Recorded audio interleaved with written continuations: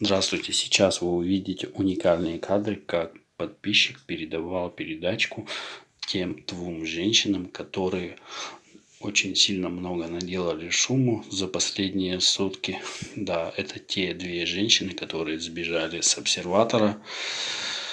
Вот. Подписчик рассказывает, что это такое впечатление ему вызвало, что он первый раз так делает, что ему со второго этажа скидывают сумку с веревкой, и он быстренько ложит передачку с продуктами и быстренько уезжает. При этом успел заснять несколько кадров. Это уникальные, можно сказать, кадры этой спецоперации.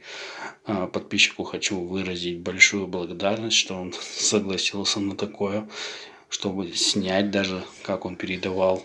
Спасибо тебе, дружище, огромное, Валентин. Спасибо.